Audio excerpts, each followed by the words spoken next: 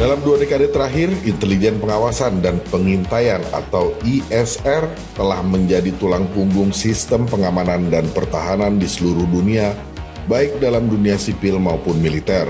Teknologi ISR telah berkembang ke level yang benar-benar baru, sehingga memungkinkan para operatornya, terutama unit udara, untuk melaksanakan misi yang lebih kompleks dalam situasi-situasi yang menantang.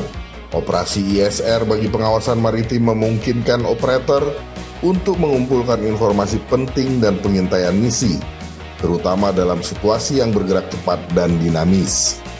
Hal ini juga meningkatkan kewaspadaan situasional bagi tim operasi. Keberadaan ISR yang kuat dan kompeten adalah fondasi dari rencana misi dan dapat mempengaruhi proses pengambilan keputusan. Jepang contohnya.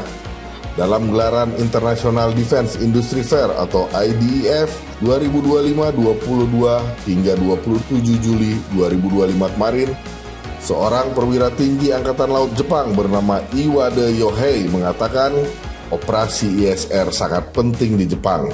Pasukan bela diri maritim Jepang kini menjalankan misi ISR selama 24 jam setiap hari.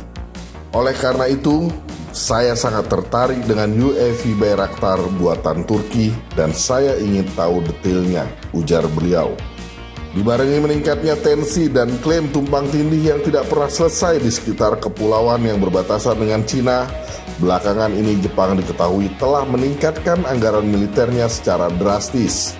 Misalnya, dalam laporan media Mainichi yang memberitakan Kementerian Pertahanan Jepang akan menganggarkan lebih dari 100 miliar yen atau sekitar 670 juta US dollar pada tahun fiskal 2026 untuk pengadaan massal drones militer. Salah satu drone yang dilirik Jepang adalah drones buatan Turki yang kita tahu sudah combat proven dalam perang Amerika versus Azerbaijan dan dalam perang Ukraina, terutama saat militer Ukraina merebut kembali Pulau Ular dengan mengerahkan drones TB2 melawan kapal cepat Rusia. Selain alasan pengadaan drones bisa dipesan secara cepat dan massal, rumornya Jepang juga tertarik dengan keterbukaan Turki terkait transfer teknologi drones. Jadi, dalam jangka panjangnya, Jepang bisa memproduksinya secara mandiri dan tidak perlu khawatir soal krisis rantai pasokan produk impor. Ketertarikan militer Jepang terhadap drones buatan Turki, khususnya Bayraktar TB2, sudah terendus sejak September 2022 saat koran Yomiuri Shimbun memberitakan bahwa Tokyo sedang menjajaki kemungkinan memperoleh TB2 Turki dan menugaskannya untuk menjaga kepulauan Ryukyu bagian selatan yang berbatasan langsung dengan Cina.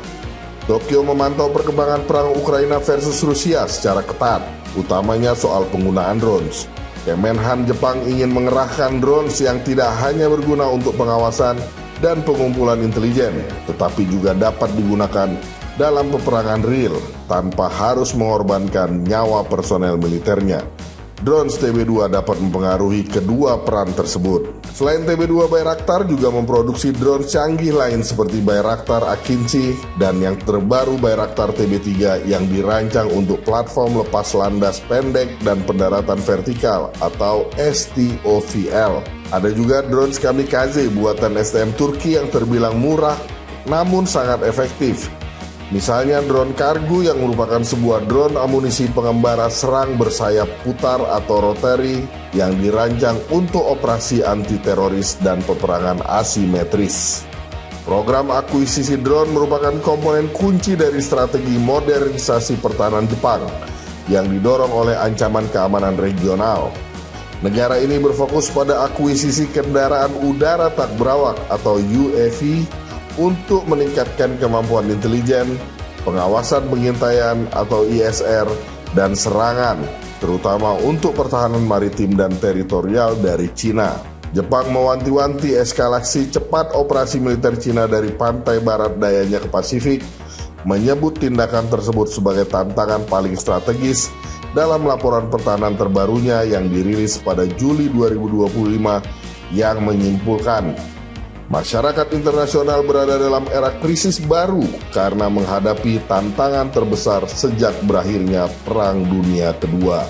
Bagi pengguna maritim, mengidentifikasi bentuk ancaman adalah tugas yang menantang di lapangan. Untuk bisa mengklasifikasikan sebuah kapal kecil, misalnya, drones dapat dilengkapi deteksi target otomatis dan klasifikasi. Hal ini dilakukan oleh jaringan AI yang khusus menangani ancaman maritim dan udara dan telah diprogram sebelumnya dengan parameter terbaru untuk membantu mengidentifikasi target potensial dari platform udara. Bahkan, situational awareness ini tidak hanya berguna dalam patroli perbatasan internasional dan mengidentifikasi kapal-kapal yang digunakan dalam penyeludupan misalnya, tetapi juga dapat digunakan untuk membantu mengidentifikasi kapal selama operasi pencarian dan penyelamatan atau SAR. Sistem dan jaringan drones harus dapat memenuhi kebutuhan misi secara spesifik dalam hitungan detik dan menggunakan teknologi yang sudah familiar bagi operatornya. Penggunaan drones maritim diperkirakan sedang menuju puncaknya dalam 1-2 dekade mendatang. Dan negara-negara dunia yang memiliki wilayah kedaulatan air dan kepulauan terus memperbaiki gudang alutsistanya dengan drones maritim atau naval UAV. Kita juga perlu mencermati bagaimana tantangan perubahan iklim yang menaikkan permukaan air laut akan semakin mengubah landscape pertahanan negara dan dinamika geopolitik dunia. Singkatnya, kedaulatan perairan adalah isu terkemuka bagi banyak negara dunia saat ini dan pada masa mendatang. Drones maritim adalah UAV yang dirancang khusus untuk beroperasi di atas air, dan yang membedakannya dari drone konvensional adalah daya tahan dan fitur-fitur khususnya. Sistem water friendly ini dirancang untuk menghadapi tantangan lingkungan perairan. Dengan material kedap air, tahan korosi, dan sistem daya apung, mereka mampu menghadapi deburan ombak dengan sempurna. Dalam hal navigasi, drones laut dilengkapi dengan persiapan khusus seperti GPS dan giroskop canggih sehingga dapat terbang dengan stabil di atas perairan yang luas, sempurna untuk pengawasan laut, penelitian, serta misi pencarian dan penyelamatan.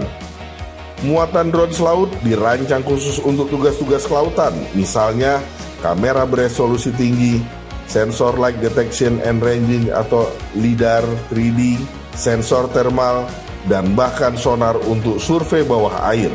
Drones maritim ada beberapa jenis, yaitu drones permukaan air atau surface, atau dikenal juga drones kapal, drones bawah air yang selalu menyelam, drones hybrid, dan tentu saja drones udara dengan daya jelajah luas dan lama khas maritim.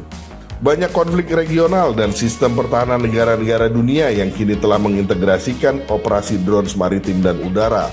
Oleh karena itu, patut kita apresiasi langkah strategis Indonesia yang bekerja sama secara dekat dengan Turki terkait berbagai produksi alutsista modern, utamanya drones Bayraktar TB3. Perusahaan pertahanan swasta dari Indonesia, Republik Corp, baru-baru ini secara resmi memperoleh lisensi produksi drones Bayraktar TB3 dan Akinci di Indonesia. Bayraktar TB3 merupakan pengembangan lanjutan dari TB2 yang penjualannya sangat sukses di pasar global. 65% penjualan drones dunia menurut laporan Center for a New American Security. Dan telah melebihi 1 juta jam terbang operasional dari 30-an negara penggunanya pada Desember 2024 kemarin.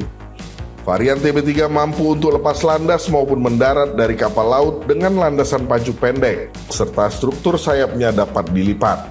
Sementara, Akinci merupakan drone dengan daya tangkal besar di medan perang, karena ketinggiannya yang tinggi, daya tahan yang lama, dan berbagai pilihan muatan yang juga dapat digunakan untuk misi SAR. Potensi ekonomi drone seri TB dan Akinci sangatlah besar, mengingat telah mencatatkan angka penjualan sebesar 1,8 miliar dolar Amerika Serikat sepanjang 2024.